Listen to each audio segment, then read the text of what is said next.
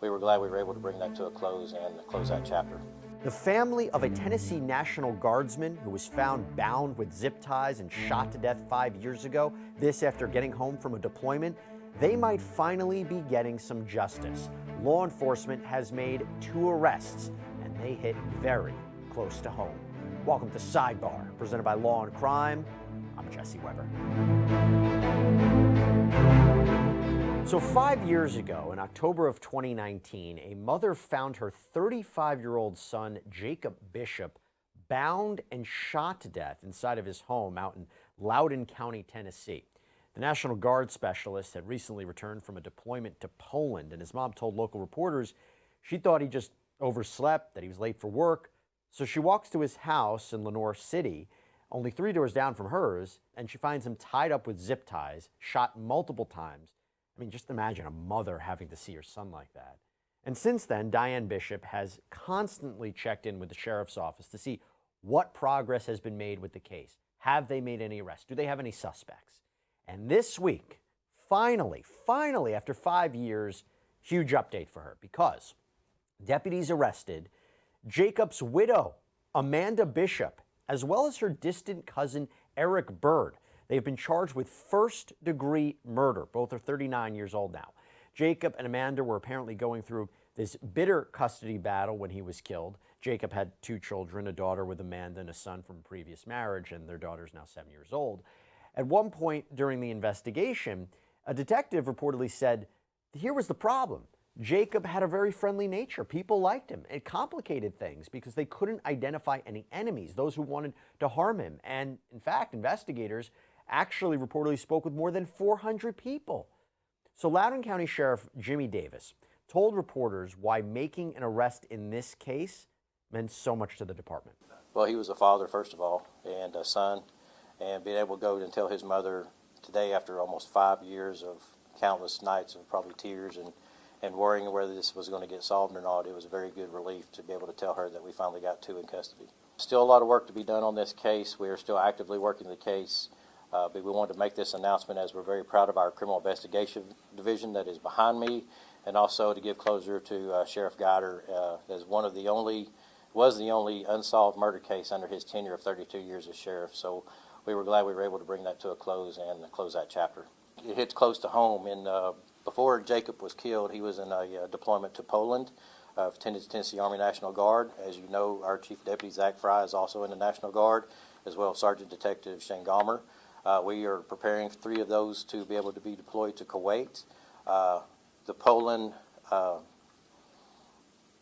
deployment was with Zach. He wasn't in his unit, but he knew of him.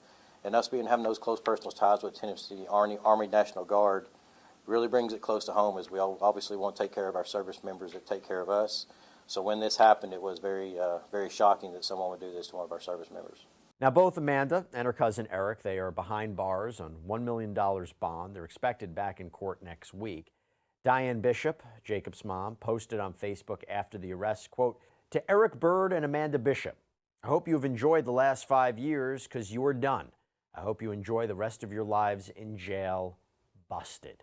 By the way, thinking about stories like this, do you want to know a little bit more about the people in your life? Well, let me tell you about our sponsor, Truthfinder, one of the largest public records search services in the United States. You go on their website, truthfinder.com, you type in a name, and within minutes and a paid subscription purchase, you can access unlimited reports. That could include information like phone numbers, location history, criminal and traffic records. Also, if you type in an address within a report, it can show you registered sex offenders in an area too. And right now, you can get 50% off of your first month of confidential background reports. Just go to truthfinder.com/LC Sidebar. Okay, so I want to bring in right now a special guest here on Sidebar. His first time, met him at CrimeCon a few months ago. I remember meeting him. I said, we got to get this guy on. Retired police commander Mike King, actually trained by the FBI as a criminal profiler. Now here on Sidebar. Good to see you, sir. Hey, Jesse. Great to see you again. Great to see you. So I remember meeting you at CrimeCon, this very big convention that was out in Tennessee. And you shocked me because the past several years, out of all things, you have been investigating, I don't mean to make light of this, King Tut's murder. And I thought to myself, if he can solve that murder, then we should have him on all the time. You know, that's true. You think about it, all these cold cases, we really get spun up over 20-year-old cold cases. King Tut was a 2,000-year-old cold case. You solved the murder, right? So we believe we solved the murder, and we actually, at the end of our book, Who Killed King Tut, we actually put an indictment in place so that we could make it a little more official. I have to ask, was it like Egyptian, like was it the Egyptian government style indictment, or was it indictment if it happened here in the United States? Like, well, you got to read the book, but see, that's a guy who knows how to sell something. Most importantly, what it was a murder, in our opinion. And we looked at the idea of whether this could have been a death by natural causes, a death by suicide, a death by some kind of a natural cause, and ultimately murder. Okay, so everybody pick up the book. Everybody check out My King. Okay, here's not 2,000 years ago, 5 years. I have to tell you, I'm reading this story. I just have to imagine how difficult it was for Jacob's family, particularly his mother and his brother as well, but just his family, to have to wait that long. And I was wondering, is 5 years an abnormal amount of time to potentially solve a murder case? You know, it feels like an incredibly long period of time, but when you think about what you mentioned earlier, 400 different potential suspects that police had to go through and vet. They had one from the very beginning that they felt was a very strong candidate as the most probable suspect. But throughout the investigation, you have an obligation, if you're really going to do an investigation correctly, to exclude people, not just include people. And so through that process, they were very systematic, it appears, but also they took advantage of the constantly evolving world of forensic and technology advancement that was coming along. And I think that provided some additional breaks in the case. But I can't imagine for that mother going through that. How do you communicate with a family? And they didn't call this a cold case. They said it was a complicated case. But how do you communicate with a family who want answers, who want justice, and it might take a period of time? What do you say to them? Yeah, back in the early days, we were probably not as good as we are today, but I remember at the Attorney General, my team, we had a policy that every 30 days on a case like this, you reached out and you had some kind of conversation with them. We're still working on it. We haven't forgotten you. You can't really show your cards, but you got to let them know that they're not forgotten. Are you surprised that we don't have any more information? By what I mean is law enforcement hasn't revealed what was the evidence that ultimately led to these two individuals. What was the breakthrough in the case? Why haven't they revealed that? Yeah, I'm equally frustrated because in some locations you get that arrest affidavit that's filled with information. Right. I asked your producer for that a couple of days ago, and there was nothing in that. It was very simple. They committed the homicide. We believe they committed the homicide, and we want them arrested. I find that to be a little lacking, and I think the public will demand more. But I also wonder, in this genre of true crime and the exposure that happens through social media, if law enforcement isn't maybe showing what the future might be, hold a little more information back so that it can come out in court rather than in a public venue. Sure, absolutely, I can understand that. A part of me also wondered, could there be someone else involved? In the sense that they have these two individuals, perhaps they had help, and if they reveal too much now, that could jeopardize potentially other arrests. Am I totally off the board? Oh, not a bit. I mean, you certainly want to protect the integrity of what's going to happen coming down the pike. And so you don't want to show your cards too quickly. But nonetheless, you also feel like putting forth a charge of murder. When you charge someone with homicide, it feels like you should have a little more exposed to the public than simply we think they did it. And by the way, I always ask this too, and we'll get into some of the evidence. Assuming these two were responsible and did this, are you ever surprised when suspects don't take off? I mean, for the last 5 years, they would have had the opportunity. Maybe they thought they were totally in the clear. I've always been asked this question about high-profile defendants. Why didn't they just go to another country where there's no extradition? Why didn't they? But why do you think they were in a position to be arrested? Were you surprised? Are you ever surprised that people don't just take off? You know, I wondered often about this idea. Is it a psychopathic personality type that, number one, can commit homicide, that oftentimes you see these predators who believe that they're smarter than the system, that they've really thought through and that they think that they've covered all of their bases and that they're not going to happen. But you know, I watch Law and Crime every single day and I see a trial on there where I think, why didn't that guy head to Mexico? Because he was toast from the beginning. Well, the legal point of view would be if they do that, then they can be arrested, right? You can say that was evidence that they were fleeing. They might want to wait a little bit to get all the evidence they need, but as soon as they might already have a certain amount of evidence, and if the person tries to run, then they can arrest them and say that was the evidence. Let's hold them now. That was evidence of them fleeing, further evidence of their guilt. I imagine that could be one of the reasons why. I will ask you this though about the widower, the Amanda. It seems based on the reporting that she was at the top of their list. She was interviewed. She was never cleared as a suspect, as far as I'm seeing. But why do you think her arrest didn't happen sooner? Because you always look at the spouse. Yeah, I think, from a legal perspective, you have one dip at the well, right? And do you really want to go in with maybe half of your evidence in place versus give it a little time, let it bake a little longer, and come back with solid evidence that you think will really carry you through a trial and a conviction? Also, the way he was killed, particularly brutal, but what would that have led you to believe, being tied up and shot to death? So when I look at the evidence that we see in the case, not only the physical evidence, but this behavioral evidence that we're talking about right now, and the fact that he's bound, number one, right, says that immediately this soldier must have been facing something like a weapon that said, I can't win, so I've got to be compliant to allow them to put these zip ties on me and control me. That tells me that it probably wasn't the wife alone controlling him, unless she was controlling him with a gun, if in fact she's responsible for this murder. But it shows the intimate relationship that must have existed between the victim and the perpetrator, or the fact that the circumstances were entirely different. And we look at this when we look at it from a profile perspective, that maybe he was surprised in the night in his bed, and that's why he was easily controlled and put into zip ties, versus someone who comes in that he trusts and all of a sudden exposes a weapon and says, do this or I'll shoot you. And we have this tendency as human beings to put our own value system on the predator. We think, I'd never kill somebody.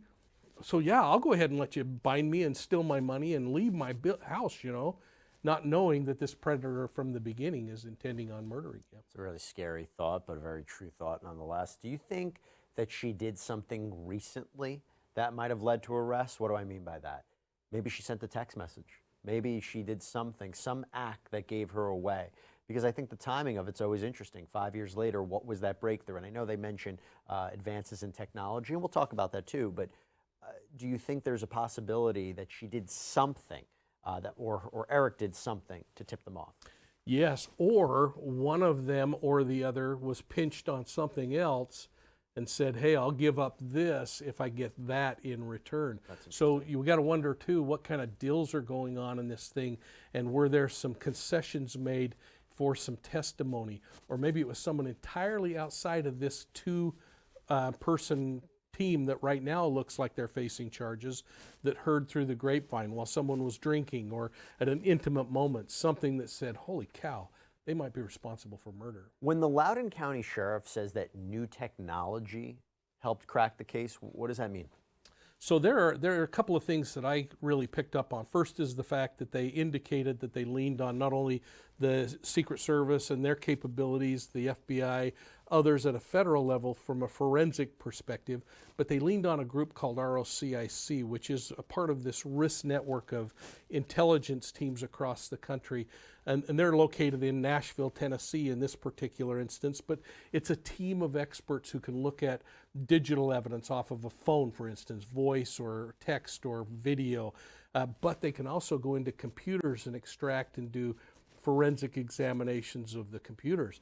But then you start adding goofy things like, what if all of a sudden they had a little DNA at the scene that actually led to this cousin through familial DNA, and that actually becomes the smoking gun in bringing this together. So my mind really gets racing on those things, knowing and having been in ROCIC's office and the other offices across the country that do that, I know how good those forensic examiners are. Do you think a lot of these resources and agencies were supplied to this case because of Jacob Bishop's position? Yeah, there's an interesting thing that happens. This kind of a failure of communication between law enforcement. Some agencies, we see this horrid scene where they don't invite the state police or the federal government. In other cases, we see people that are a lot more open to the, let me show you inside the kimono and help me solve this crime. And I think that's what we see here, is the fact that this was a sheriff and a sheriff's office that understood their role locally, but they took advantage of all the resources that are available to them nationally. But because he was a member of the military, I imagine. You know, I wonder, anytime they can get that nexus that draws it outside of the state, then they can start bringing in more people or expertise from a forensic standpoint. But yeah, I think that sheriff made it really clear too how important it was that this kid was a part of the Guard. I don't know if you saw this, but at the beginning of this case, I think they processed the crime scene for about a week. They found this suspicious SUV that they said it was lurking in that area. They couldn't, I don't think they were able to properly track it, as far as I can see, because they said the vehicle left that area on the day of the murder. And I don't know how much they were able to track it. Do you think there was something attached to that SUV that might have led to these arrests as well? It's difficult to say, right? But I imagine that was something that might have caught their attention.